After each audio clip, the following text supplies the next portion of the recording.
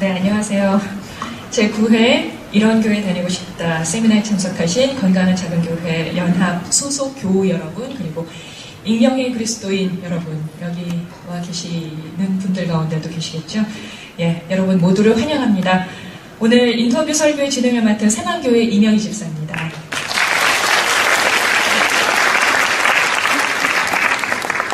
존재감을 드러내기 위해서 잠깐 먼저 올라왔었습니다. 네, 이런 교회 다니고 싶다. 지난 2004년 9월 5일 첫 회 시작이 됐고요. 10년 동안 건강교회를 세우기 위한 구조개혁에 관심을 갖고 진행이 되고 있습니다. 올해 주제는 성도가 꿈꾸는 교회입니다. 함께 말씀을 나눠주실 두 분을 모셨는데요. 각자 자기소개를 해주시기 바랍니다. 예, 저는 김근주라고 합니다. 기독연구원 느헤미야의 전임 연구위원으로 있습니다. 만나서 반갑습니다. 네, 안녕하세요. 저는 양희송이고요. 청어람 아카데미 지금 대표로 있습니다. 반갑습니다. 네, 이 두 분을 특별히 오늘 인터뷰 설교의 설교자로 이렇게 저희가 모시게 된 이유는 지난 10년 동안 건강이라는 활동을 지켜봐 오셨고, 그래서 또 합당한 평가를 좀 해주실 수 있는 분들이라고 믿어서입니다. 지금부터 두 분과 이야기를 나눠보도록 하겠습니다. 진행되는 중에 여러분께서 질문이 있으시면은 휴대전화 010-2758-4795번으로 문의를 해주시면 됩니다. 네, 문자를 주시면 됩니다. 이 번호로요, 질문을 간략하게 너무 길지 않게 적어서 보내주시면 되고요. 질문은 어떻게 되죠? 네? 전화를 하면. 전화는 가급적 삼가 주십시오. 네, 그리고 질문 마감은 지금으로부터 20분 후에 할 테니까요. 질문을 20분까지 받고 그 이후에는 뭐 사랑한다는 고백을 하셔도 괜찮습니다. 네. 자, 이제 인터뷰를 시작하겠습니다. 먼저 한국교회를 진단을 좀 해봐야 되겠죠. 예, 2014년 한국교회 어떤 상태인지 김근주 교수님부터 말씀해 주실까요? 예, 요즘은 세월호 사건 때문에 천리하게 잘 드러나기도 했습니다만, 이런 예측하지 못했던 상황들이 생겼을 때 도무지 어떤 식으로 신앙적인 답변들을 해야 될지가 완전히 혼란에 빠져버린 것이 저는 오늘 우리 교회의 현실이지 않은가 싶습니다. 그래서 이 교회나 그리스도인 개인들의 돌발 발언들, 사회적인 지탄을 받는 발언들, 이런 것들이 막 등장을 하고 있습니다만, 이런 일들이 그분들이 나쁜 사람, 나쁜 놈들 이러기 때문이라기보다는 정말 이런 모범 답안을 따라가는 현실이 아니라 돌발적인 예측 못한 일이 생겼을 때 그리스도인이라면 어떻게 사고할지 이런 사색하고 고민하고 괴로워하고 이런 과정들이 없다 보니 순간순간마다 완전히 어찌할 바를 모르는 것, 그게 오늘의 현실이지 않을까 싶은 생각이 들었습니다. 예, 저는 예전에 썼던 책에서 2007년이 굉장히 한국교회 좀 상징적인 해였다라고 이제 쭉 쓰면서 2007년에 몇 가지 사건들을 좀 돌아본 적이 있는데요. 그때 이제 제가 생각했던 핵심 요지는 한국교회가 지난 한 30년간 아주 익숙한 방식으로 목회를 해오고 성장을 해오고 쭉 왔는데 2007년에 이런 상징적인 몇 가지 사건들 속에서 더 이상 이런 방식이 작동하지 않는다 하는 것이 드러났다 하는 이제 요지로 얘기를 했었거든요. 이제 지금 2014년인데 몇 년 더 지나면서 점점 더 확인을 하게 되는 것은 작동하지 않는 어떤 매뉴얼, 그리고 더 이상 움직이지 않는 어떤 거대한 몸체를 붙잡고 이렇게 저렇게 힘을 쓰고는 있는데, 아마 지금도 그렇고 앞으로도 그렇고 교회는 굉장히 노력하겠지만, 열심히 하겠지만 왜 이것이 작동하지 않는지에 대해서 잘 모르는 채로 계속 지금 가고 있는 그런 상황이 아닌가, 이제 그런 생각이 좀 들고요. 세월호 관련한 여러 가지 얘기들이 많이 나왔었는데, 한 가지만 좀 기억하고 싶은 게 에어포켓이라고 얘기들이 많았잖아요. 에어포켓이 있으면 우리 생존 가능성이 있다 하면서 이제 얘기를 많이 했는데, 결과적으로 그것이 제대로 작동했는지 우리가 알 수가 없고, 근데 한국교회에 대한 많은 이야기를 할 때 어딘가에서 누군가는 잘하고 있을 것이다 라고 이야기를 하는데, 저는 그게 마치 좀 에어포켓에 대한 우리의 희망 고문처럼 누군가가 어딘가에서 잘하고 있을 거라고 생각하는 것이 우리에게 변명은 될 수 있을지 모르지만 사실 그것이 드러나지 않는 한 희망의 근거가 될 수는 없다. 그러면 지금 우리 모두가 좀 그런 쉽지 않은 시기를 좀 보내고 있다 생각이 듭니다. 네. 아마 이 자리에 오신 분들은 더구나 더 많이 느끼실 거예요. 한국 교회가 정말 많이 어렵구나. 정말 한국 교회가 바뀌어야 되는구나. 이런 생각들 많이 하면서 이 자리에 또 참석을 하셨을 텐데요. 이렇게 벼랑 끝에서 한국 교회 개혁을 위한 노력들 어떤 일들이 있었고 그 중에 건강한 작은 교회 연합 운동에 대해서는 어떻게 생각을 하시는지요? 예, 뭐 교회 내적으로는 좀 교회개혁 실천연대 같은 한국교회에 오래되었던 잘못된 관행들에 대해서 정면으로 노골적으로 다루고 해결해 보려는 그런 노력들이 있었다라는 것 우리가 평가해야 될 것 같고요.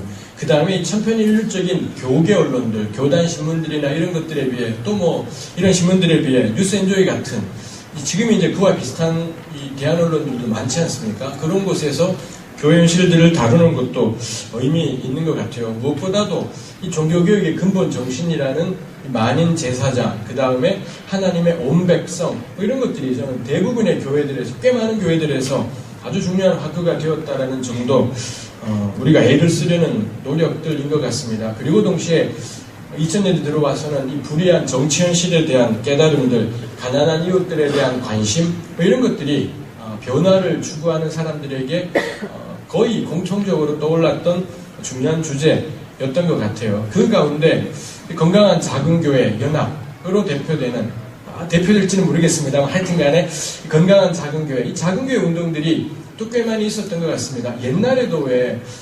1980년대, 90년대에도 기장 측에서의 민중교회 운동이라든지 이런 것들이 꽤 있었지만 저는 그때의 민중교회하고 요즘에 이 작은 교회 운동하고는 기본적인 틀이 달라진 것이 있다 싶은 것이 있습니다. 우리 교회들이 그래도 규모의 경제라는 이런 황당무계한 이야기들이 여전히 있고 그런 가운데서 이 작은 교회 자체에 대해서 교회가 사이즈가 작아지는 것에 대해서 꽤 많은 관심들이 생기고 그걸 현실로 만들어내려는 노력들이 있고 그리고 그런 작은 교회들은 거의 대부분이 민주적인 교회 운영들에 대한 열심들도 있었다라는 점에서 저는 그것도 굉장히 의미 있는 것이다 싶어요. 여전히 교회개혁 운동을 하고 이 변화에 대응하려는 움직임들이 있지만 은근히 저는 아직까지도 한국 교회 안에 사이즈에 대해 사이즈가 큰 본질적인 문제가 아니다. 맞는 말인데 그렇게 말하는 분들의 거의 대부분은 사이즈가 더 커지는 것에 대한 이 저변에 깔려있는 은근한 열망들이 있다라는 점에서 작은 교회를 애시당초에 내걸고 시작하는 이런저런 움직임들은 저는 훨씬 더 의미 깊고 주시해봐야 될 그런 움직임인 것 같아요. 네. 근데 작은 교회는 사실 작기만 하다면 참 힘이 없잖아요. 아니면 작기만 하다면 그냥 작은 거에서 끝날 수도 있는데 작은 교회가 의미가 정말 있으려면 건강하려면 뭔가 또 이 작은 교회들이 함께 움직이는 그런 것도 필요하지 않을까요? 그럴 것 같습니다. 작은 채로 존재하고 저는 사실은 뭐 원칙적으로는 작은 걸로도 충분하다 싶기도 해요. 그게 이 영향력 면에서 의미가 없을 수도 있겠다 싶은 이야기가 있지만 전 그건 영향력이지 않지 않을까 싶어요. 어떤 교회가 바깥으로 무슨 활동들을 하고 무언가를 해서 사회적인 뭐 임팩트가 있고 그럴 수 있겠습니다만 전 그게 교회의 본질일 것 같지도 않고 만일 정말 작은 채로 그 안에 복음적인 가치들을 하나님 나라의 이런저런 가치들을 만들어내고 교인들이 그거를 느끼고 경험이 되고 각자의 그 몇 명 안 되는 아까 나왔던 것처럼 50명 안쪽에 그런 교우들이 뭔가를 자기 삶에서 느껴가는 게 있다면 그것 자체로 충분하고 그게 대를 이어가지 않아도 저는 그런 교회가 존재한 것만이라도 우린 모르겠지만 저는 충분히 하나님 나라 안에서는 의미가 있겠다 싶어요. 그래도 이제 뭐 이런저런 연합들이 생겨나고 연합을 통해 좀 더 큰 일을 해내기도 하는 것이 저는 건강한 작은 교회들의 연합이 주는 의미가 있다면 그 대형교회 역할론 그게 실제로는 아무 쓸모가 없다라는 걸 잘 보여주는 게 작은 교회들이 연합해서 이런저런 필요한 일들을 하는 것에서 드러나지 않을까 싶기도 합니다. 네. 유도했는데 잘 받아주시네요. 네. 지난 10여 년 동안 건강한 교회를 세우기 위한 구조개혁을 참 열심히 해왔습니다. 그 결과 이 건강한 교회의 기틀을 어느 정도는 좀 마련하지 않았나 생각을 해볼 수가 있는데요. 그 과정에서 느껴지는 어떤 피로감 그리고 이것이 정말 우리가 제대로 가고 있는 것인가 하는 그 각자의 그 다양한 생각들이 부딪히는 데서 오는 어떤 어려움, 이런 것들도 있는 것 같습니다. 이런 그 피로감이라든지 이런 어려움, 왜 건강한 교회를 세우는 게 어려울까요? 네, 건강한 교회를 세우는 게 뭐 꼭 필연적으로 어려워야 되는 건 아니겠죠. 어떤 면에서 굉장히 자연스러운 일일 수 있고 한데, 우리가 그동안에 그 한국 교회에 있었던 관행들을 거슬러 가려고 하다 보니까 당연히 긴장과 마찰이나 이런 것들이 좀 생기는 것 같습니다. 우리가 같이 이 건강한 교회를 만들어가자 하는 논의를, 뭐 저도 이제 교회개혁 실천연대에도 참여를 하고, 저도 한 10여 년 정도 쭉 그 과정이 지나온 걸 좀 봤던 것 같습니다. 초기부터 많이 나왔던 강조는 어떻게 하면 어떤 이 교회 개혁이나 개선이 사람에 의존하지 않고 제도적으로, 구조적으로 틀을 잡아서 지속성 있게 갈 것이냐, 이 고민이 이제 초기에 상당히 많았던 것 같고요. 그러다 보니까 뭐 정관이라든지 재정 원칙이라든지 또 뭐 청빙이라든지 교회 안에서 늘 벌어지지만 사실 우리가 별로 제도적으로 고민해보지 못했던, 그냥 사람의 선의에만 내맡겼던, 그러다 보니까 악용하는 사람들이 등장했을 때 그걸 막을 수 없었던 이런 문제를 이제 제도적으로 좀 수렴하자, 이 작업들이 많이 되어 왔는데, 한 10여 년 이상 쭉 지나고 보니까 제도도 만들고 구조도 된 것 같은데, 이제 우리도 좀 이게 생각했던 만큼 잘 작동하지 않는구나, 뭐 이런 현상도 좀 발견하게 되는 것 같고요. 그리고 아마도 비슷한 얘기를 많이 하셨을 것 같은데, 회의를 많이 하면 회의적이 된다, 이런 얘기를 하잖아요. 아마도 회의를 많이 하실 것 같아요. 지금 여기 모인 교회 안에서는 뭐라도 좀 서로 토론하고 의견 모아서 하자해서 많이 있을 것 같은데, 그게 중요한 줄은 아는데 해보니까 좀 쉽지가 않구나, 이제 이런 현실들이 좀 만나는 것 같고요. 저는 제 신학 공부를 할 때 제 교수님 한 분이 아주 재밌는 예를 하나 들어주셨는데요. 영국에 일본 사람이 영국 유학을 왔대요. 근데 이 사람은 이제 영국 유학을 가니까 영어 공부를 굉장히 열심히 한 거죠. 그래서 자기가 일본에서 영어 발음을 자기 나름대로 아주 완벽하게 체계를 만들어가지고 거의 완벽할 정도로, 이거면 모든 내가 영어 발음에 있어서는 완벽하다 하고 영국을 왔는데, 영국 사람들은 그렇게 발음을 안 하더라는 거죠. 이 사람이 멘붕이 왔다는 거예요. 무슨 말인가 하면, 우리가 겪고 있는 어떤 문제를 풀기 위해서 우리 머릿속으로 완벽한 체계와 구조와 조직을 만들어 낼 수 있는데, 현실에 정작 그것이 작동되는 현실을 집어넣었을 때에는 의외로 사람들은 굳이 그런 방식이 아니고도 이렇게 풀어가는 방식들이 있더라는 거죠. 중요한 거는 제가 볼 때는 우리가 그 제도를 우리 몸에 얼마나 배게 하고, 우리 감각이 그렇게 할 때 가장 자연스럽도록 갈 수 있는가 하는 문제인 것 같아요. 그러니까 제도만 갖다 놓는다고 되는 문제는 아닌 것 같고, 그 제도가 우리들의 표현과 또 토론과 의견을 모으는데 가장 합치되는 종류의 제도로 몸에 딱 붙어야 되는데, 아마도 지금 상당히 많은 경우에는 제도는 들여놨는데 제도가 우리 몸에 맞지 않거나, 우리가 제도에 몸이 맞지 않거나, 이 좀 약간 옷과 몸이 맞지 않을 때 느끼는 좀 부자연스러움, 그래서 내가 이 옷을 입는 게 잘한 건가? 이런 생각들이 좀 드는 지점이 있을 텐데, 저는 이 두 가지가 다 필요한 것 같아요. 우리가 어느 정도 몸에 옷에 맞추기 위해서 익숙해져야 되는 게 있고, 또 그러다 보면은 이거 어떻게 하면 우리 몸에 훨씬 좀 잘 맞게 하는지 올 수가 있는데, 아마 지금 그 시기 어디쯤을 대부분의 공동체들이 좀 지나고 계시지 않겠나 하는 생각이 듭니다. 제 개인적으로 고백을 하자면은, 사실 제가 큰 교회를 좀 다녔어요. 그러니까 여러 명이 다니는 교회에서 별로 그렇게 저를 드러내지 않고도 그냥 교회 생활 잘 하는 그런 교회를 다녔었죠. 그러다 익명의 그리스도인 과정을 또 저도 거쳤고, 근데 그런 교회에서는 목사님이 이렇게 주장을 하시면 다 따라하니까 문제가 없어요. 문제가 없이 그냥 쭉 따라가기만 하면 되니까 별로 그렇게 어려움도 없었던 것 같아요. 근데 이제 익명의 그리스도인 과정을 거치면서 내가 뭔가 좀 더 생각을 해야 하고, 내가 정말 하나님을 직접 만나야 하고, 이 교회에서 정말 하나님과 함께 가는 걸, 여러 사람들이 또 함께 가는 걸 작은 교회에서 좀 해봐야 되겠다라고 하고 나니까 사람들마다 그게 그러니까 본인이 이제 해야 된다는 그게 좀 어려움으로 또 작용을 하지 않나 그런 생각도 해보게 되거든요. 그런 것 같습니다. 네, 죄송합니다. 사실 이렇게 질문에 어떤 내용을 그냥 막 던져놓으니까 이걸 어떻게 받아주셔야 되나 고민하셨던 것 같아요. 저는 그 얘기 조금 이따 할게요. 네. 그러시겠어요? 조금 이따 네네네. 준비되는 게 있습니다. 네. 자, 그렇다면, 건강한 교회를 우리가 그러면 어떻게 정의를 해볼 수가 있을까? 건강한 교회는 어떤 교회인가? 이거 진짜 중요한 거잖아요. 김건주 교수님. 예, 네. 전 모범답안 체질입니다.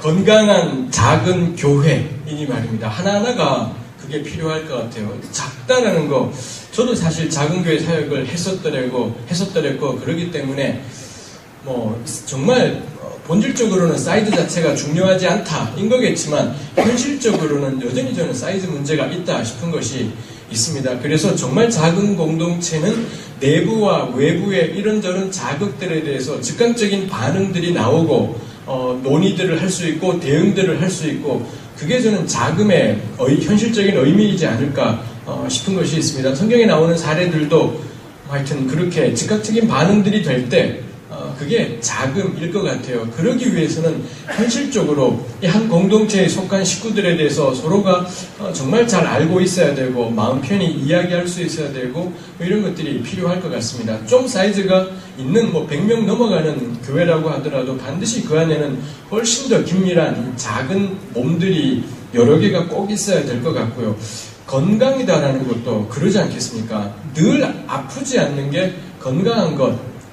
그런 경우는 없는 거니까요. 아프지 않을 수는 없는 것인 거고, 우리 방금 이명희 집사님 말씀하신 것처럼 그런 교회 가니 시끌시끌한 일들이 생기더라라는 거고, 전 그게 건강인 것 같아요. 문제가 없는 교회가 건강한 교회가 아니라 문제천지인 거고, 근데 대형교회에서는 그게 다 묻혀버렸던 것이 있지만 워낙 작아지다 보니 우리 작은 교회는 그러잖아요. 그날 하루에 안색을 하나도 숨길 수 없는 게 이 작은 교회들의 특징이라는 점에서 건강한 교회는 끊임없이 그런 문제들이 있다는 게 드러나고 표출이 되고, 근데 그게 소통이 되고 순환도 되고 그런 일들이 필요한 것 같아요. 그리고 끊임없이 건강한 교회라면 당연히 새로운 사람들이 늘 찾아오는 그런 모습들이 있고, 그 사람들이 와서 정착을 한 해 만에 그 다음에 한 명의 또 강건한 그리스도인으로 세워지네 안 세워지네 이런 문제들 때문에 공동체가 또 계속 시끌벅적하고, 좀 그렇다면 그 교회는 충분히 건강한 교회이겠다 싶은 것이 있습니다. 또 하나가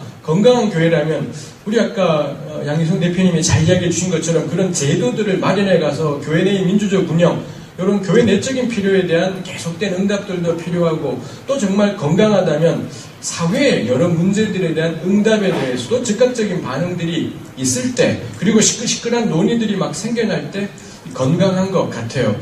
교회가 그 내부 안에서 정말 잘 짜여진 제도와 서로 간의 친밀함 속에 아주 민주적으로 운영되는 교회, 저는 그거 그런 교회 별로 가고 싶지 않다 싶은 생각이 들기도 해요. 교회가 자기네끼리 겁나 행복하다면 전 그건 도대체 왜 존재하나 싶은 생각이 들기도 해요.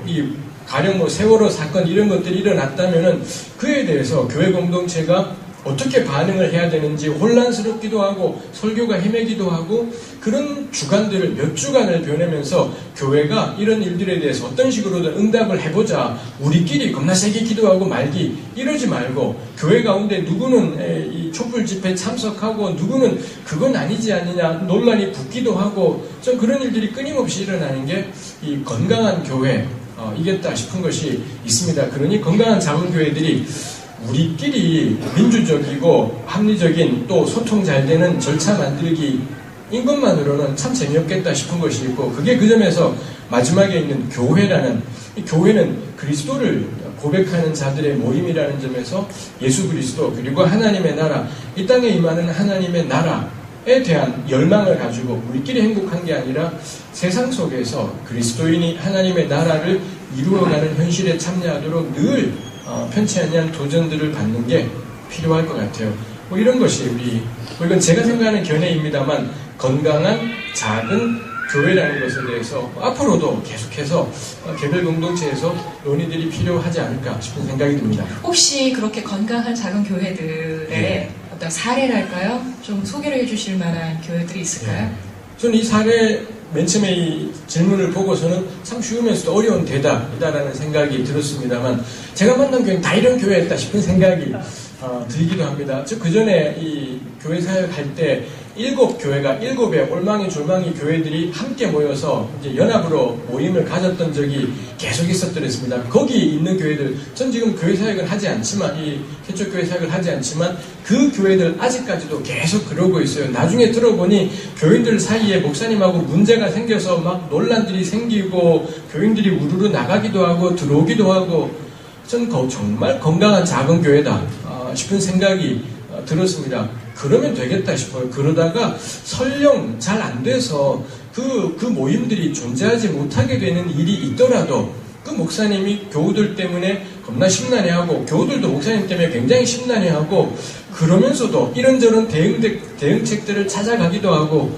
그런다면 됐지 않나 싶은 생각이 있어요. 이 교회가 완벽하게 모든 걸 다 할 수는 없는 거고 맨날 그렇게 지지고 볶고 하면서 심란해하고 괴로워하는데 그리고 나가기도 하는데 좀 나가는 건 교회가 그러다가 둘로 쪼개지기도 하고 그러지 않습니까? 겁나 작은 교회인데 둘로 쪼개지고 막 이런 일이 생기기도 하는데 뭐 어떤가 싶은 생각이 들어요. 안 쪼개져야지 건강한 교회일 것 같지도 않고요.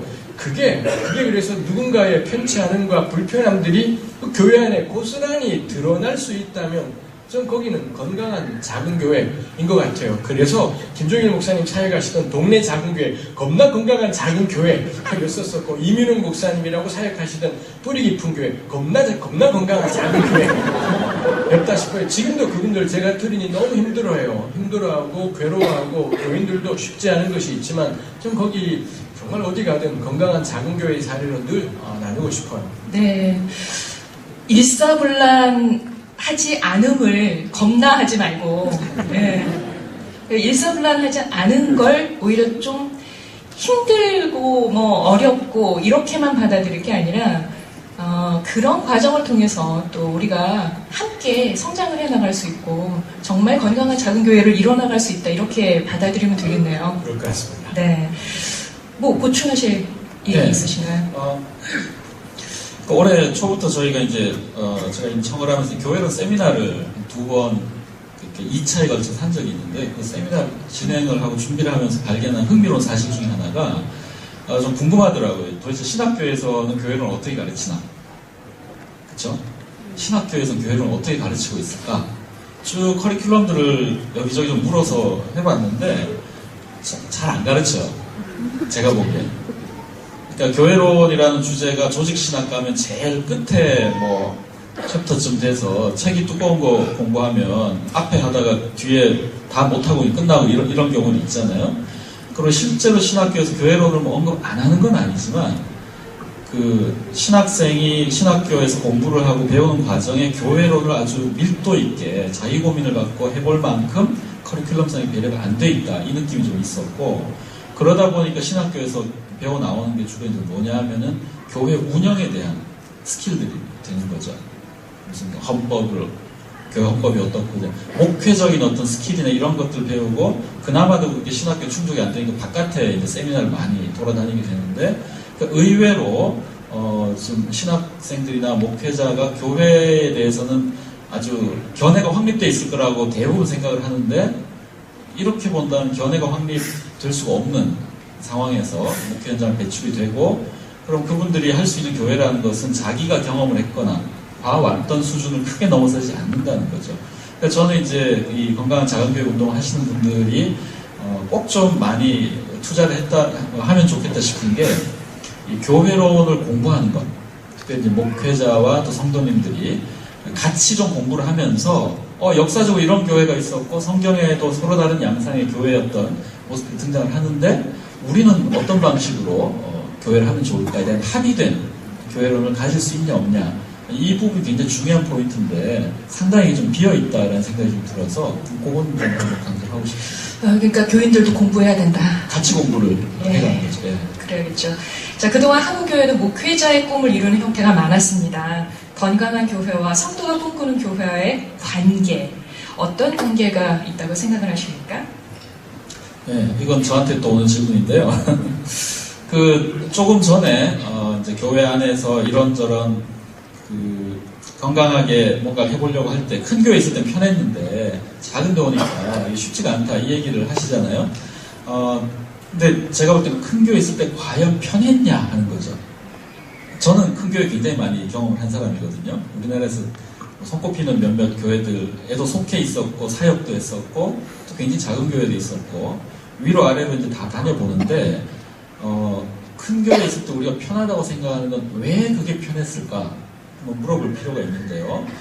저는 그런 면에서는 목회자와 성도들 간에 약간의 공모가 존재한다는 생각이 들어요. 대형 교회들이 그 사이즈를 불리려면 효율적이어야 되고요, 정보가 집중돼야 되고요, 관리가 아주 뛰어나야 되잖아요. 그러지 않으면 지탱이 안 되니까. 그러다 보니까 대부분 대형 교회의 구조나 틀은 어디에 맞추냐 하면 기업의 구조 양식에서 되게 많이 맞춥니다.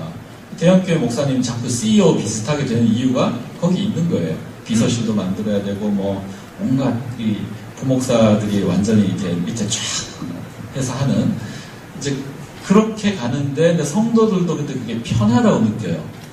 왜냐면 대부분 사람들이 직장 생활하고 회사의 업무 메커니즘이 익숙하니까 회사에서 하던 걸 교회 와서 그대로 하니까 이게 익숙하고 어떻게 돌아가는지 잘 보이고 자기가 어디까지 하고 어디부터 안 해도 되는지가 명확하게 다 오는 거예요. 정서적으로 이게 맞아요. 또 우리는 그래서 대형 교회가 있으면은 자기가 할 수 있는 것 해야 될 것 뭘 너무 잘 알아요. 근데 이 작은 교회로 오게 되면 교회가 조직되고 운영되는 메커니즘 자체가 다릅니다. 낯설어요. 자기가 직접 뭔가를 해내거나 만들어낸 경우가 참 많기 때문에 저는 이제 종종 개혁적인 교회 혹은 또 작은 교회를 추구한다고 하는 분들도 사실상은 성도도 그렇고 목회자도 그렇고 작은 기업을 하고 싶은 생각과 비슷하다면 사실 작은 교회의 장점이라든지 의미를 크게 살리지 못할 것이다. 규모만 작을 뿐 사실은 큰 교회나 지향하는 바와 다르지 않거든요. 그러니까 저는 오히려 작은 교회 이야기를 하고 건강한 교회 얘기하고 개혁적인 교회를 이야기를 할 때 그 교회가 작동되는 방식은 이 회사라는 그림보다는 비유를 들자면 조기 축구회나 아니면 산악회가 작동하는 방식은 되게 비슷한 것 같아요. 조기 축구회를 자꾸 회원수를 늘려가지고 전국 모든 사람 우리 여기 가입해야 되겠다 이런 사람들 없거든요. 산악회 주변 산 잘 오르면 되지 열심히 훈련해가지고 우리 무조건 에베레스트를 가야 돼 그러지 않는단 말이에요. 산악회에 가입해서 우리가 누리고 추구하고 같이 나눌 수 있는 것에 대한 소박한 기대가 있는데 우리는 습관적으로 기업화하고 대형화하고 규모를 키워야 한다는 강박에 사로잡혀 있는데 그 강박을 버리고 사실 우리는 아침마다 모여서 축구하는 게 좋고 야구하는 게 좋고 산에 같이 가는 게 좋고 그 공통점 그걸 우리가 신앙의 언어로 교회 안에서 공유할 수 있는 그 내용이 뭘까? 그 합의가 이루어진다면 우리의 교회가 사이즈가 작지만 굉장히 행복할 수 있고요. 서로에 대해서 굉장히 너그러울 수 있고요. 그리고 가서 자기가 뭔가 찝쩍찝쩍하고 기웃기웃하는 게 어색하지 않고 그럴 수 있는 것 같아요. 저는 저희 올라오기 전에요. 이렇게 핀 조명 탁 받으면서 한 분씩 일어나서 제가 꿈꾸는 교회 저는 이런 교회를 꿈꿉니다. 저는 이런 교회를 다니고 싶습니다. 이런 얘기들을 한 분씩 해주셨잖아요. 그런 것들이 어떻게 하면 우리 이 작은 교회들 안에서 이루어질 수 있을까? 이것도 참 우리가 만들어가야 되는 거겠지만 그것도 좀 이따 대답하겠습니다. 알겠습니다. 제가 너무 앞서갔나요? 자, 성도가 꿈꾸는 교회가 건강한 교회의 모습이라면 자, 익명의 그리스도인 오늘 이 자리에도 익명의 그리스도인이거나 익명화 과정 중에 있는 그리스도인께서 와 계실지도 모르겠습니다. 어떻게 바라봐야 할까요? 글쎄요, 익명의 그리스도인 제가 이 부분은 요번 이거 하기 전까지는 잘 생각해 보지 못했던 표현이었었는데 보니 우리 교회 내에서 이미 어떤 한 교회를 다니지만 묻혀있는 교회 모임이나 이 구역이나 목장 이런 활동들에 잘 들어오지 않고 그 교회 주일 예배를 출석하지만 잘 묻혀있는 분들이 교회 내에 있는 익명의 그리스도인으로 이제 여겨질 수 있는 것 같습니다. 이런 분들에 대해서 저 사실 기본적으로 이런 일들이 생기는 건 사이즈겠죠. 사이즈가 어느 정도가 그래도 되다 보니 이렇게 묻힐 수 있지만 제가 사회 갔던 교회에서는 그러진 않았던 것 같아요. 교인 수가 20 내지 30명이었기 때문에 뭐 익명이기가 정말 쉽지 않았던 늘 이런 교회 사이즈들에서는 정말 익명으로 존재하는 것 자체가 쉽지 않았던 것이 있는 것 같습니다. 이것도 최소한은 50명에서 100명은 넘어가야지 뭐 이런 경우들이 생기게 될 것 같습니다. 만일 그렇다면 저는 교회 내에 있는 익명의 그리스도인들에 대해서는 일단은 저는 시간이 주어져야 될 것 같아요. 그분들도 아마 그 전에 다른 교회를 다니다가 오셨을 가능성이 있으니 정말 지켜보는 시간들이 필요한 것인 걸 거고요. 이 작은 건강한 작은 교회들 가운데에서 뭐 이런저런 논의하는 것들이라든지 사회적인 문제들에 대한 반응이라든지 이런 논의들이 계속 되어가고 그 다음에 동시에 이 교회 안에서 이미 확립되고 잘 정착된 교우들이라면 당연히 교회가 존재하는 유일한 이유가 이 공동체가 존재하는 이유들이 그 낯선 사람들에 대한 영접이라는 점에서 저는 온 교회가 이렇게 새로 오신 분들이나 왔지만 아직은 잘 합류하지 못한 분들에 대해서 뭐 끊임없이 관심을 가지는 것. 저는 사실 이게 기존 교회, 제가 교회 처음 나갔을 때도 그 교회 식구들이 저한테 그렇게 했었었고 이건 우리 한국교회가 굉장히 잘해왔던 것 있지 않습니까? 새로운 사람들에게 이런저런 관심을 가지고 사랑과 배려를 베푸는 거 거기에는 뭐 요령 같은 건 따로 필요 없는 것 같아요. 사람에 대한 사랑, 인간에 대한 애정이 있다면 그리고 교회가 그 낯선 것들에 대해 낯섦에 대해서 늘 열려있는 마음이 있다면 모르겠습니다. 대형교회 안에야 워낙 그런 묻혀있는 그리스도인들의 수가 많겠지만 오늘 여기 오신 분들의 교회 안에 들어와 있는 묻혀있는 그리스도인들의 수가 얼마나 많이 있을지는 잘 모르겠습니다만 일단 시간을 줘야 될 것 같고 시간이 필요한 거고 끊임없이 있는 교우들이 이런저런 현실들을 만들어가고 이야기들을 풀어가게 되고 관심들을 가져가게 될 때 이거는 시간의 문제일 수도 있지 않을까 싶은 것이 있습니다. 교회 밖에 익명의 그리스도인들이 있죠. 우리 가나안 성도라고 부르는 그런 분들은 뭐 크게 두 가지인 것 같습니다. 교회 현실이 너무 끔찍해서 도저히 이 교회는 못 나가겠다 해서 이제 교회를 나오신 분들이죠. 정말 저는 나쁜 교회는 절대 가지 마라. 불의한 정권은 순종해서는 안 되고 나쁜 교회는 절대 출석하거나 헌금해서는 안 된다.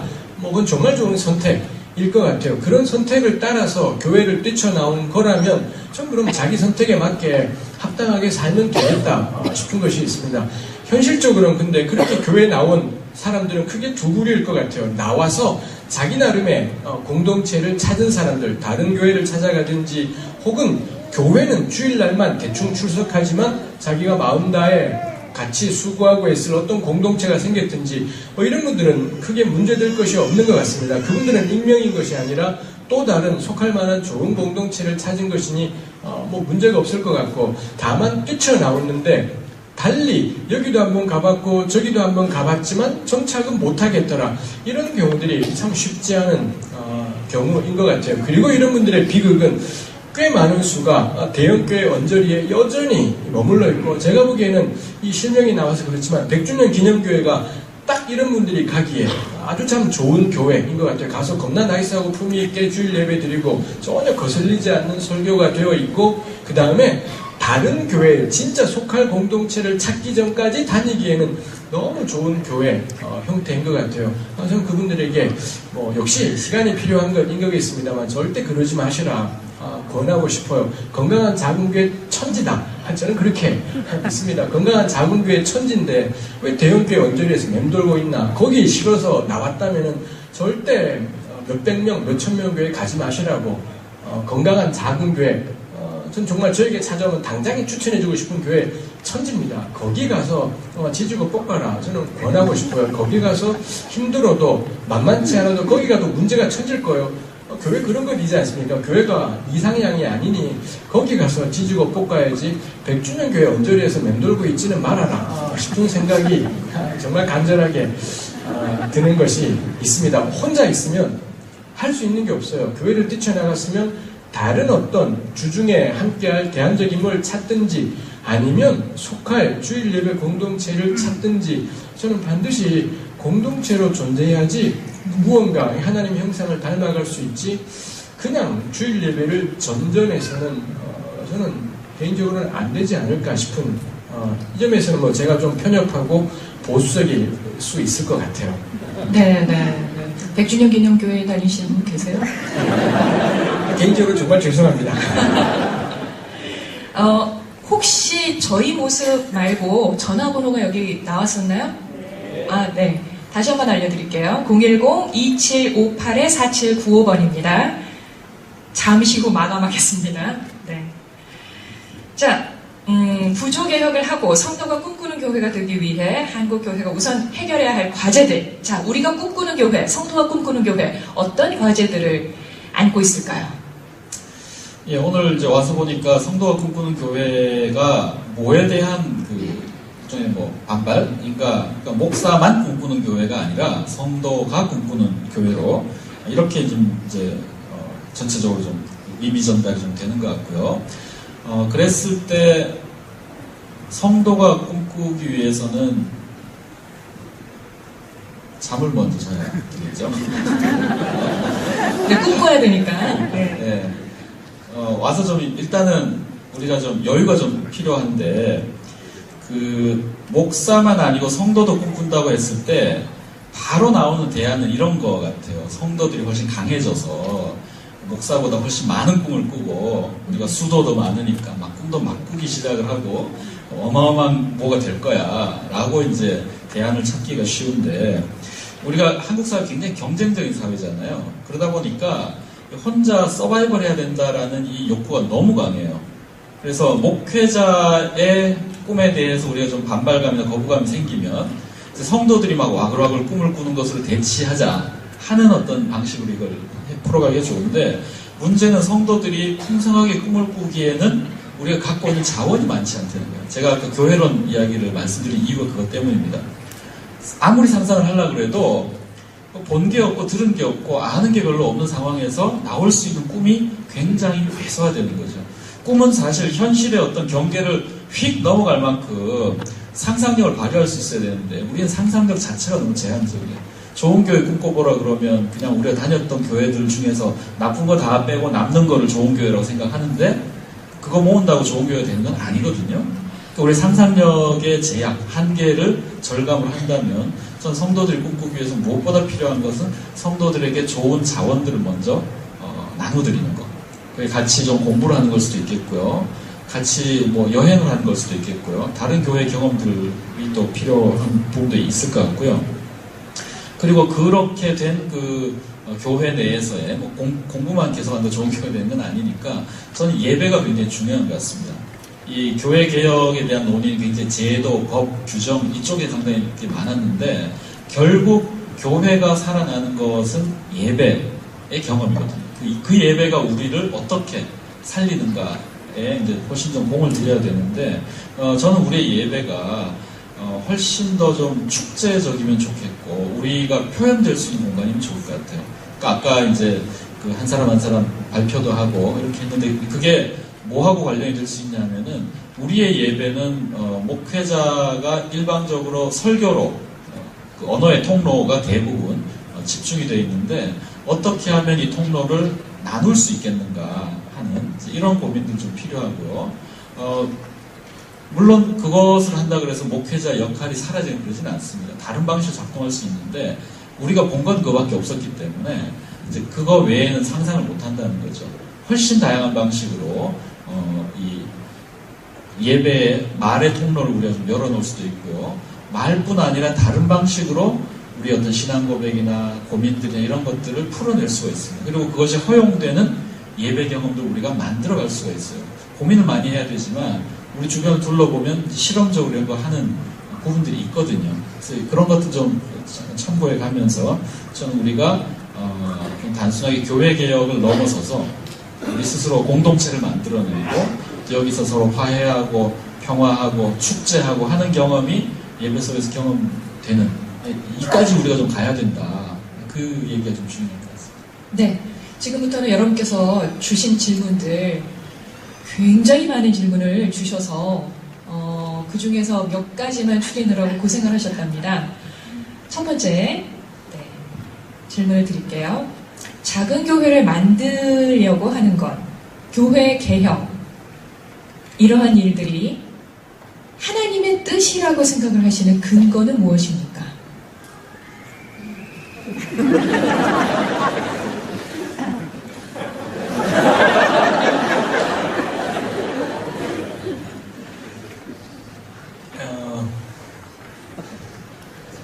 하나님의 뜻, 하나님의 뜻을 알 수 있는 것, 제가 좀 갑자기 받은 것이니 말이 횡설수설할 수 있겠습니다.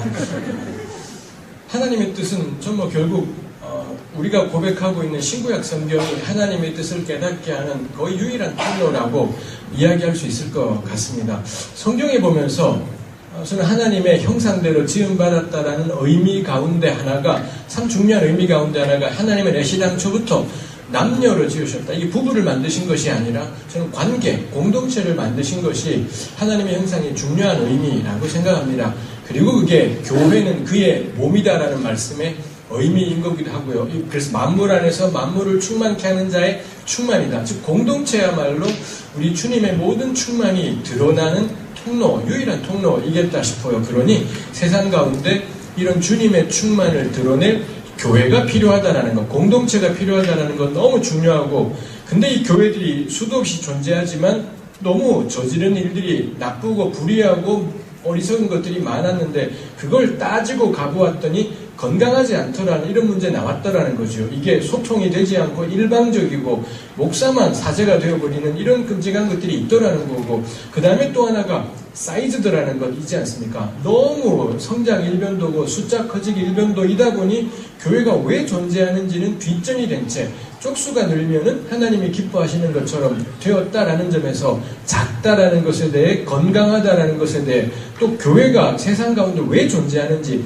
예수 믿고 겁나 천국 가기 이게 아니었던 건데 하나님의 나라야말로 교회였던 건데 우리 교회는 그걸 전한 적이 거의 없었기 때문에 그런 점에서 건강함, 자금, 교회는 뭔지에 대해서 끊임없이 고민들이 있었고, 그 가운데 이런저런 교회개혁 운동들이라든지 작은 교회 운동이라든지 전 이런 것들이 나왔다고 생각합니다. 얘네가 유일한 하나님의 뜻을 이루어가는 방법일 수가 없겠지요. 그렇지만 이것도 역시 하나님의 뜻을 구체로 현실로 만들어가는 아주 중요한 방법이다라는 것에는 저는 어디 가서 이야기할 수 있을 것 같아요. 네, 덧붙여서 질문을 주신 내용인데요. 그렇다면 이렇게 그 작은 교회들 좀 얘기를 해주셨잖아요. 작다라는 그 사이즈, 대형 교회를 막 추구를 하다 보니까 그 안에서 오는 뭐 문제점이라든지 좀 공감을 한단 말이죠. 그래서 교회를 옮겼어요. 이 작은 교회를 찾아왔어요. 나 같은 사람이 많아. 그래서 모이다 보니까 그 작은 교회가 커졌어요. 그럴 수도 있잖아요. 건강한데, 왠지 좀 건강한데, 사이즈가 조금 큰 교회, 약간 좀 대형 교회스러울 수 있는 그런 교회는 가능한가요? 일단 한 번은 했으니 한 번은 그 다음 여기 아니겠습니까?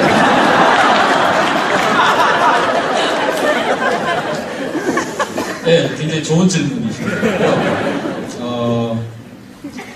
그러니까 이제 우리가 목표를 작은이라는 걸 내세웠기 때문에 생길 수 일종의 모순적 상황을 이제 말씀하신 것 같아요. 건강하지만 작은 교회라고 시작을 했는데 사이즈가 커지면은 우리는 해체해야 되는 거냐, 또 나눠야 되는 거냐, 어떤 자기 모순적인 상황을 얘기를 하는 건데요. 저는 교회 개혁이라든지 이런 또 대안적인 교회 운동을 하실 때 사이즈를 지나치게 강조하는 것이 뭐랄까요, 좋진 않다라는 생각을 한편은 해요. 왜냐하면은 그것 역시도 크기에 따라서 이걸 이제 재는 척도가 굉장히 강하게 작동할 수 있고, 내용에 대해서, 질에 대해서 따지기보다 사이즈를 갖고 건강성을 먼저 측정을 해버리려는 경향들이 나올 수 있기 때문에, 아니다, 우리 다시 한번 더 물어봐야 될 것은 퀄리티다, 질이다 라고 이제 저는 좀 생각을 하는 편이고요. 그래서 이제 제가 또 얘기를 했던 게, 한국에는 이제 두 종류의 교회가 있는데, 한국 교회는 두 가지 종류의 문제가 있는데, 하나는 공룡이 되어서 생긴 문제고, 또 하나는 공룡이 못 돼서 생긴 문제다. 근데 둘 다 공룡이 되고 싶어하는 열망을 갖고 있다는 점에서는 사실 다르지 않다. 한 사람은 이롭기 때문에 문제고, 그걸 못해서 이제 문제인 상황이라면, 거기서는 우리가 그 크기 문제를 논하는 데 의미가 없겠다. 어떻게 되면 공용이 아닌 방식으로 교회를 할 거냐. 그러니까 여기서 이제 답이 나와주지 않으면 우리는 만족스러운 답을 못 얻을 것이다 라고 좀 생각을 하고요. 그래서 그런 면에서 저는 작은 교회로 모였는데 사이즈가 커졌다. 제대로 아마 작은 교회랑 그 제대로 된 교회의 어떤 고민을 하면서 그 안에서 막 이걸 했더라면 그 다음 스텝에 대해서 답이 나올 거라고 생각을 해요. 우리가 생각한 것보다 훨씬 과격하고 신선하고 실험적인 답들이 있습니다. 한국에 지금 얘기되는 셀교회, 가정교회 이런 거 말고요. 그 어떤 그 논리적이고 이론적인 측면에서 보자면 대형 교회도 아주 세밀하게 흩어버릴 수 있어요. 네트워크로 나눠버릴 수 있습니다. 그리고 실제로 미국의 그 이머징 처치라고 또 그 교회 운동을 하는 그룹 중에 읽어보면 굉장히 재밌는 리포트들이 있어요. 예를 들면 이런 겁니다. 교회가 너무 커졌다. 그래서 제대로 교회로서 기능을 하려면 우리 교회를 다운사이징 해야 되겠다라는 결론에 도달했다. 해서 600명짜리 교회를 성공적으로 우리가 50명으로 다운사이징 했다. 우리 잘했지. 이런 보고서가 나와요. 여러분 이거 어떻게 받아들이시겠어요? 저는 그거 가능하다고 보거든요. 그러니까 교회의 퀄리티, 질에 대해서 뭘 갖고 평가할 거냐 해서 자기들은 600명 교회 가지고는 이게 질이 유지가 안 된다. 우리는 50명이 돼야 제대로 교회가 될 수 있다. 생각하면 가는 거예요. 우리 머릿속에서 불가능하지만 우리가 상상을 한다면 그까지 나가볼 수 있어요. 상상도 못하는데 실천을 어떻게 하겠어요? 우리 상상부터 먼저 하고 실천은 그 다음에 이렇게 이제 갈 수 있는 건데 지금 우리는 상상을 그걸 못하고 있으니까 그런 면에서 질문해 주신 의도대로 만약 그 프로세스를 밟았다면 그때쯤이면 그 교회는 아마 답을 갖고 있을 것이다. 이렇게 얘기했습니다. 네. 그래서 분림 얘기도 나오는 거죠. 그렇죠. 네. 자, 민주주의 방식이 성경적이냐고 또 문제 제기를 하시네요. 예. 민주주의 방식이 성경적입니까? 누가 대답을 해주실까요? 우리 계속 돌아가겠습니다.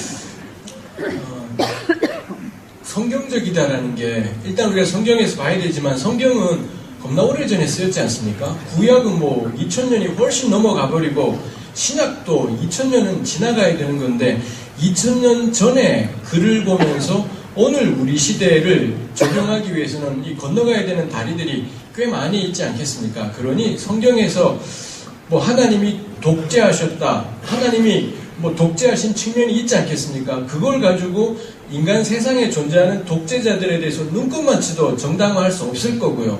또 성경에 여러 사람들의 뜻을 모아서 어떤 결정을 하는 사례를 찾든지 찾지 못하든지 그걸 가지고서 오늘날의 민주주의를 성경으로 정당화하고 저는 별로이지 않을까 싶은 것이 있습니다. 성경이 이야기하고 싶은 것은 하나님의 형상대로 지음받은 인간, 그 인간의 존엄함, 인간 안에 있는 전적 부패, 그렇지만 예수 그리스도로 말미암아 새롭게 창조된 인간들의 무한한 하나님 나라를 이루어가는 삶, 이런 것들이 성경에서 이야기하는 것이라는 점에서 민주주의를 신구약 성경에서 자꾸 근거를 찾으려고 하는 것은 좀 별로이지 않을까 싶습니다. 당장 우리가 한 공동체가 20명, 30명, 50명, 100명으로 이루어진 공동체가 있는데 무언가를 결정해야 돼요. 그럴 때 한 사람이 오직 목사라는 이유로 혹은 다른 이유로 누구 한 사람이 뭘 결정한다면 이건 상식적으로 말이 되지 않는 일이지 않겠습니까? 그러니 협의해서 우리 교회의 어떤 일들을 결정할 때에는 우리 서로의 의사들을 존중해서 민주적으로 이런 일들을 만들어 가자라는 건 저는 순리이고 상식이고 인권의 가장 기본적인 원칙이지 않을까 싶어요. 그거를 꼭 성경에서 찾아내서는 근거를 뒷받침해야지 속이 시원하자면 우리 화장실 갈 때마다 성경 보고 응답받고 가야 되는 그런 일들이 생길 수도 있지 않겠습니까? 그러니 성경을 그런 식으로 막 찾아가서는 안 되는 일인 것 같아요. 가능한 한 기본적인 원칙에 대한 것들을 우리가 성경에서 오래된 글이기 때문에 기본적인 원칙에 대해서 기본적인 사상이나 가치에 대해서 우리가 성경을 늘 묵상하면서 우리가 하는 여러 가지 일들이 그 가치에 합당한지를 돌아보아야 되지만 아주 세밀한 것들을 거기서 찾아내려고 하기 시작해버리면 쉽지 않은 거고 그럴 수는 있겠습니다만 그럴 경우는 반드시 역시 토론과 논의에 붙여져서 내가 찾아낸 원칙이 맞는 걸지에 대해서는 끊임없이 토론되고 달리 평가되고 뭐 이럴 것이 필요하겠다 싶어요. 지금까지로는 민주주의가 어떤 일에 도달하기 위해서 꽤나 합리적이고 좋은 방식이다 싶은 생각이 있습니다. 네. 양 대표님 뭐 덧붙이실 말씀 있으세요? 자주 듣는 질문이잖아요. 우리가 저는 그런 의미, 그때 성경적이란 말은 성경에 나오냐라는 의미가 아니라 신앙적인 어떤 규범적으로 정당하고 또 권위 있게 우리가 인정할 수 있겠냐 이런 의미라고 봤을 때는 저는 민주주의 충분히 성경적으로 지지될 수 있고 또 우리의 신앙 고백적으로 지지할 수 있겠고 더군다나 지금 우리가 개신교인이라면 저는 이제 성경에서부터 교회사로 좀 넘어오자면 사실 루터 이후에 칼빈 이쯤 오면 그 서양 역사가들이 다 그렇게 평가를 해요. 그 서구 근대 민주적인 시민사회로 넘어오는 데에는 종교개혁이라는 굉장히 중요한 사건이 우리가 이루 말할 수 없이 큰 영향을 줬다. 그러니까 우리가 알고 있는 이런 민주적인 제도며 이 모든 게 사실은 칼빈이나 이런 신학자들의 사고 속에서 신학적으로 정당화되면서 왔던 거라는 거죠. 우리가 지금 적어도 개신교의 프로테스탄트의 자식들이라면 우리의 가장 그 개신교 초기에 있었던 선조들이 고민하면서 어떻게 하면 하나님의 이름으로 함부로 권위를 쓰지 못하도록 하고 성경적으로 건강하면서 우리가 함께 갈 수 있는 제도가 뭘까? 이 고민을 하면서 현재 우리가 알고 있는 어떤 교회 제도들이나 이런 것들도 만들어졌고 그리고 그것을 세속사회조차도 그걸 갖고 국가를 창설하고 운영하는데 참고를 했는데 지금 이제 개신교의 자식들이 민주주의가 성경적인가요? 그냥 기독교적인가요? 이런 질문을 하는 건 그건 기본적으로 일단 교회사에 대한 무지고요. 하나님 그동안 아무 일도 안 하신 것처럼 생각하는 문제인데 우리가 충분히 배우고 쫓아갈 만큼 보여주셨고 누구나가 거기에 대해서 이미 알고 있어야 될 상황인데 그럼 우리가 한국 교회 내에서 역사에 대한 또 신학적인 어떤 그 배경에 대한 무지가 만들어낸 계속 돌고 도는 질문이 돼버렸다. 알고 있어도 이거 확인하고 싶은 거죠. 네. 아니, 이제 질문하신 분 알고 계실 수 있겠는데, 네. 이런 질문들이 계속 반복되는 상황은, 공부 조금 해보면 금방 알 수 있을 사안인데, 왜 그 질문들이 우리 속에서 사라지지 않는가 하는 생각이 드는 거죠. 네네. 세월호 관련된 질문들을 여러분이 해주셨는데, 지난 금요일에도 왜 난리 났었잖아요. 참, 금요일날 아침에 저는 이 기사들 보면서 깜짝 놀랐어요. 예, 한기총 부총회장, 조광정 목사, 또 오정현 목사. 근데 금요일날 그냥 두 분이 같이 터뜨리셔가지고, 진짜, 이분들은 뭐지? 막 이런 생각을 했었는데, 이 세월호 참사, 이런 사건을 교회가 어떻게 바라보고 대응을 해야 할까요? 지난 화요일 저녁에 저희 청어람에서 세월호 관련 집담회라는 것을 이제 열었습니다. 한 120여 명 정도 오셨고요. 저희 발제자를 한 8분 정도 섭외를 해서 각 여러 분야를 좀 대표할 수 있는 교사도 계셨고 목사님도 계셨고 뭐 교수님도 계셨고 해서 발제자들한테는 5분 시간을 드렸고요. 그다음 온 청중들한테는 3분 시간을 드렸습니다. 그래서 가능하면 온 사람들이 다 그냥 마이크 돌리면서 할 수 있도록 이야기를 할 수 있도록 이렇게 했는데 그 청중을 오신 분들이 자기 수첩이나 그 스마트폰에 아주 꼼꼼하게 메모를 해가지고 주어진 3분 동안 너무너무 발언을 잘 하시더라고요. 20대 초반에 뭐 형제 자매들도 와서 자기 의견 얘기를 하고 저희가 처음 집담을 기획할 때는 그냥 발제만 하고 나머지 이렇게 이야기하라고 하면 사람들이 말 안 하면 어떡하지?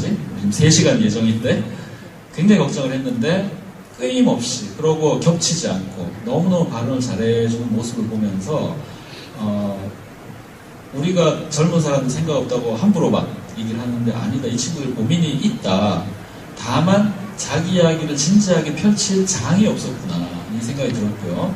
그 다음에 사람들이 그렇게 잘 준비해서 온 이유가 이제 세월호라는 이 사건이 주는 충격의 크기 너무 컸기 때문에 생각할 거리들이 참 많더라는 거죠. 그때 나왔던 중요한 발언 중에 하나가 이런 거였습니다. 세월호 국면에서 그 종종 목사님들이 설교라든지 혹은 이런저런 잘못된 발언으로 구설수에 오르곤 하는데 제발 이 국면에서 말할 수 없을 때는 침묵하는 것. 남들 보고 침묵하라고 막 얘기하지 말고 목회자는 자신이 말하는 사람이라고 너무 좀 과잉되게 생각하는 것 같아요. 늘 말 안 해도 되거든요.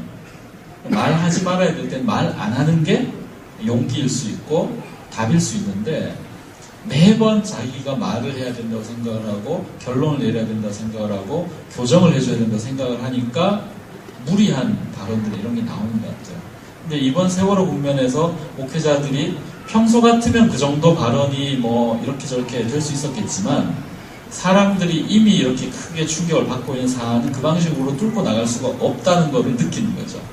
그동안 우리 갖고 있었던 신학이 이 사건을 해석을 못 해주고 그동안 해왔던 그 위로하고 또 돌아가신 분들에 대해서 이렇게 하는 전형적인 관행적인 방법이 이번에 잘 안 먹혀들고 어찌할 바를 모르는 이제 상황이 됐다. 저는 그 한국 교회 앞에 우리가 알고 있는 신학과 목회와 모든 것들을 한번 재평가하고 그걸 넘어서도록 우리를 자극하는 사건이었다고 생각을 하는데 그 집담회에서 젊은 사람들과 또 각각 발언하는 사람들에게서는 그런 싹수가 보여요. 고민하고 있고 뭔가 해야 되겠다 보이는데 그런 한국의 교회 아주 유명한 분들, 유력한 분들의 발언 속에는 이분들이 아직도 상황 파악을 못하고 있구나. 이 방식으로 이게 될 거라고 생각을 하는 것 같은데 지금 큰 벽 앞에 부닥쳐 있는데 그 벽을 이런 식으로 뚫고 나갈 수 있을 거라고 착각을 하고 계시구나. 굉장히 큰 위기가 왔다. 하는 걸 좀 많은 일깨워. 분들이 왜 내 질문 안 나와? 이렇게 궁금해하실 것 같은데요. 질문은 여기서 마무리 짓도록 하고요.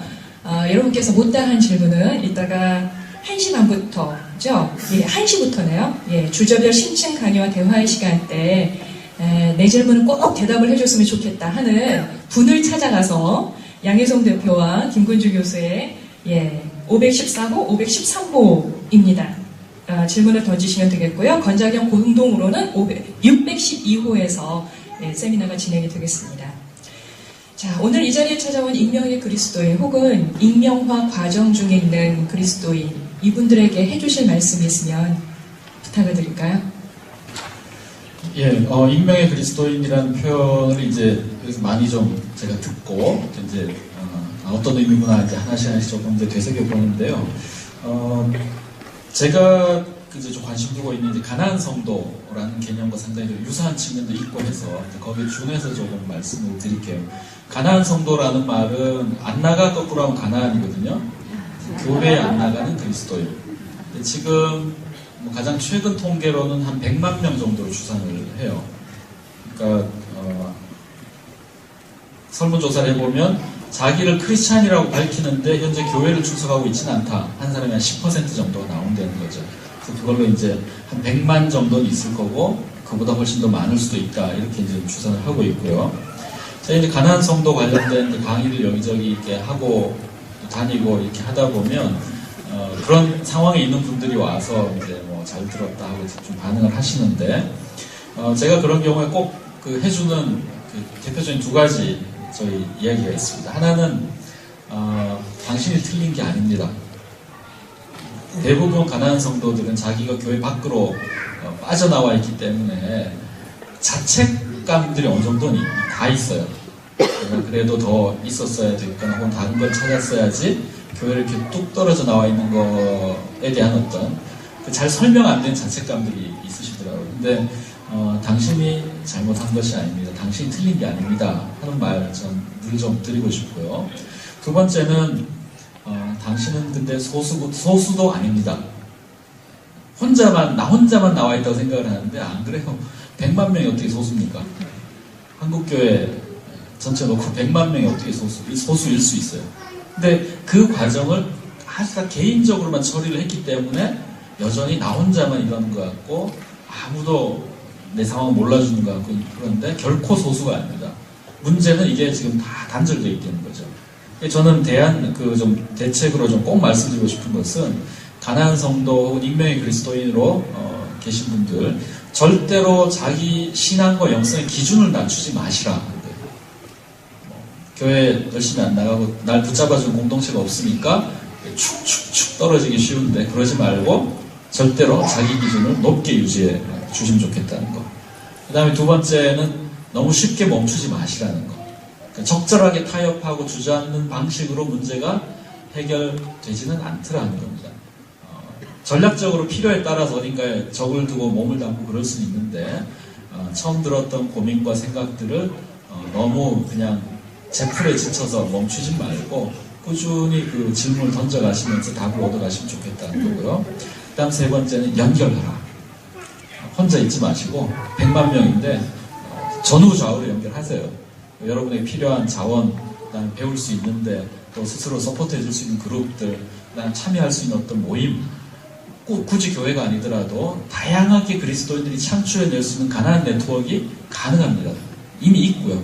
찾아가면서 연결하는 거, 저는 그 작업을 꼭 좀 하시면 좋겠다 싶습니다. 네, 마지막으로 건자경 소속 교회를 위해서 김근주 교수님 한 말씀 부탁드립니다. 예, 건강한 작은 교회는 어떻게든 정말 세상 가운데 교회답게 존재하고 싶어서 저는 그게 이 작은 교회 운동들의 가장 중요한 출발 동기였다 싶은 생각을 합니다. 그렇다면 전 참 옳은 일인 거고 바른 일이겠다 싶은 것이 있어요. 작은 교회이다 보니 그리고 나름 기존 교회에 상처받고 와서 뭐 교회 개혁 이런 거 한다고 하다 보니 당연히 피로감도 생기고 사람 때문에 징글징글하기도 하고 그런 것이 있겠지만 그거 없으면 뭐 할 건가 싶기도 해요. 그거 없이 우리 그 전에 저는 뭐 대형교회를 다녀본 경험을 한 번도 없어서 잘 모르겠지만 그런 말 하지 않습니까? 그 전에 그 겁나 크고 세련된 교회 다닐 때 교양 있고 품위 있는 그런 관계들이 있었지만 우리 그거 하자고 예수 믿은 건 아니지 않습니까? 그렇게 품위 있게 예수 믿자고 신앙생활을 한 건 아닌 거니 저는 정말 이 작은 교회 다니시고 작은 교회 하시는 분들에게 정말 격려하고 권하고 싶어요. 우리 가는 길 옳은 길이다.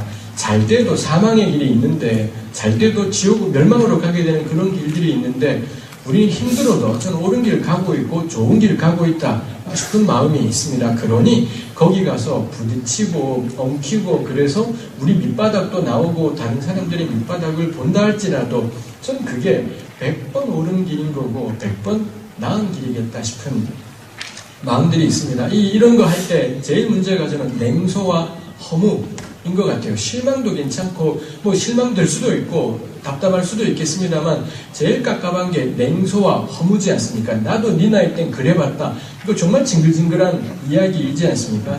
아까 우리 맨 처음에 시작할 때 찬양 부를 때 보니 앞에 나와 계시는 찬양하시는 분들이 보통 교회 이런 그 시간에 사실 우리 보통 말하는 경배와 찬양이지 않습니까? 그때 나와 계신 분들하고는 판이하게 다른 모습의 분들이 판이하진 않았습니다. 조금 다른 모습의 분들이 나와 계셨는데 전 정말 너무 귀하고 값진 일인 것 같아요. 건강한 작은 교회가 젊은 청년들로만 이루어진 것이 아니라 그렇게 40이 되고 50이 되고 60이 되어도 건강한 작은 교회를 이루어 가려고 애를 쓰고 잘 안 되는 거 다 알아요. 이거 하려고 할 때 이상과 현실은 너무 다르고 실제 교회의 모습은 징글징글하고 우리 그거 다 알지 않습니까? 그런데도 연세가 40이 되고 50이 되고 60이 되셨는데도 그런 냉소가 없는 겁니다. 실패를 무지하게 했음에도 그런 냉소도 없고 그런 허무도 없고 여전히 건강한 작은 교회라는 어찌 보면은 참 이상적인 꿈을 간직하고 있다라는 거, 저는 그것 자체만으로도 충분히 가치 있고 의미 있는 일이겠다 싶은 것이 있어요. 냉소적인 그리스도인들 너무 많이 봤어요. 정말 저는 안 보고 싶어요. 냉소와 허무는 이 모든 하나님 나라의 이상의 흙탕물을 다 끼얹어서는 아무것도 하지 못하게 만들어버리는 게 냉소와 허무고 우리 자신을 너무 과소평가시켜버리는 게 냉소와 허무인 것 같습니다. 좀 이 길 옳다 생각을 해요. 한국교회를 살릴 수 있는 길이겠다 싶고 쪽수가 몇 명이든지 간에 그리고 언제까지 우리가 이걸 할 수 있든지 간에 제가 참 좋아하는 시에 그런 시기가 있었습니다. 오래 핀다고 해서 꽃인 것이 아니라 봄을 먼저 하는 게 꽃이다.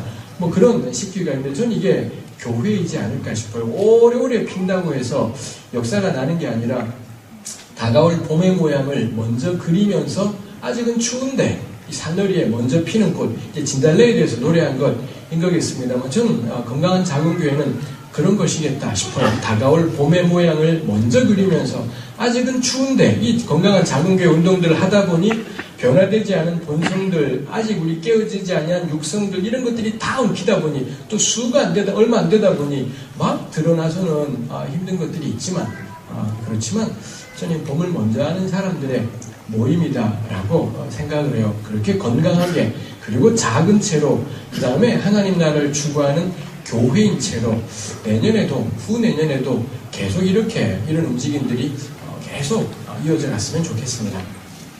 혹시 양희성 대표님 하실 말씀 있으세요? 아니요, 뭐 저는 100% 공감하는 마음이고요. 아마 여러분들은 여러분들이 얼마나 중요한 일을 하시는지 실감을 잘 못하실 거예요. 저는 꽤 많은 교회를 다녀봤습니다. 신학 공부하고 또 해외 생활은 미국이고 영국이고 그리고 교회 관심이 많아서 뭐 아주 실험적인 데를 많이 다녀봤는데 오늘 같이 예배드리면서 참 좋았고요.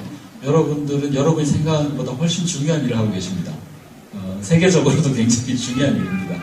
좋은 열매 만들어내고 또 여러분 스스로 또 그걸 누리면서 그 작업들을 좀 수행해 주시면 너무 좋겠다 싶고 또 그건 여러분들의 만족만 아니라 여러분들이 잘 알지 못하지만 굉장히 많은 사람들한테 격려도 되고 위로도 되고 또 희망도 되고 그럴 수 있기 때문에 여러분은 여러분이 생각하는 것보다 훨씬 좋은 분들입니다. 네, 감사합니다. 건강한 교회는 한국교회 개혁을 위한 시대적인 요청입니다. 이 일을 10여 년 전부터 해온 건자견의 모든 교회와 단체, 성도들의 수고에 아낌없는 박수를 보내드리고요. 더불어 이곳에 참여하신 익명의 그리스도인 혹은 과정 중에 계시는 분들 건강한 교회에 대한 소망을 버리지 말고 또 힘내시기를 바랍니다. 바울은 로마서 8장 28절에서 우리가 알거니와 하나님을 사랑하는 자 곧 그의 뜻대로 부르심을 입은 자들에게는 모든 것이 협력하여 선을 이루느니라 이렇게 말씀을 했죠. 지금 한국교회 현실이 암담해 보이고 끔찍해 보인다고 하더라도 건강한 교회에 대한 소망을 버리지 않고 우리가 함께 협력했으면 좋겠습니다. 구부러진 막대기로도 얼마든지 직선을 그을 수 있다는 말이 있습니다. 우리 한 사람 한 사람 정말 부족한 사람들이지만 건강한 교회의 시대적인 요청을 잊지 않고 우리가 함께 꿈꾸어 나가는 그런 교회를 만드는 것. 이것이 하나님께서 이 세상에 바른 직선, 곧게 그으실 수 있는 그런 작업이 될 거라고 생각을 합니다.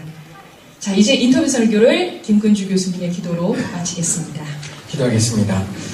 하나님 아버지, 하나님께서 저희들 또 이곳에 함께 여러 교회가 모이게 하시었고 그 다음에 건강한 작은 교회에 대해서 또 성도가 꿈꾸는 교회에 대해서 이런저런 이야기들을 나누게 하신 것을 감사합니다. 우리가 속한 공동체가 참으로 주님께서 우리에게 주신 그 은혜대로 우리를 부르신 그 부르심대로 그 나라와 그 의를 구하는 교회가 될 수 있게 하여 주옵소서. 우리 교회 공동체에 속한 식구들마다 모든 성도들이 모든 하나님의 온 백성들이 모두 자신의 이야기를 나누고 자신의 삶을 나누고 이 땅 가운데서 주님의 뒤를 따라가기 위해 힘들고 어려웠던 것들을 서로 나누며 사랑과 선행을 격려하는 공동체가 될 수 있도록 주님 저희를 주관하시며 인도하여 주시옵소서. 한 사람 한 사람들이 존중되고 한 사람 한 사람들의 그 고유한 색깔들이 잘 드러나게 되고 머리 대신 예수 그리스도로 말미암아 하나 되는 귀한 역사가 우리 안에 있게 하여 주옵소서. 각 사람의 심령을 다스려 주시옵시고 우리 안에 있는 답답함과 때로 있는 절망감들과 때로 있는 지치고 피곤한 마음들까지도 우리 하나님 아시오니 주님의 은혜와 진리 가운데 어루만지시며 회복하시며 싸매어 주시기를 간절히 소원합니다. 주께서 우리에게 능력을 주실 때 우리가 또다시 일어나서 옆에 사람들을 돌아보고 서로의 안색을 살피며 참으로 주님 뒤를 따라가는 이 흐름을 잘 쫓아갈 수 있도록 도와주옵소서. 세상에서 우리가 비주류에 있고 대세가 아니라 할지라도 하나님 나라의 그 큰 역사 가운데 우리가 들어있음을 믿습니다. 서로 격려하며 이 믿음의 길을 잘 갈 수 있게 하여 주옵소서. 주님께 우리 교회의 모든 앞길을 옳다가 없고 예수님의 이름으로 기도합니다. 아멘.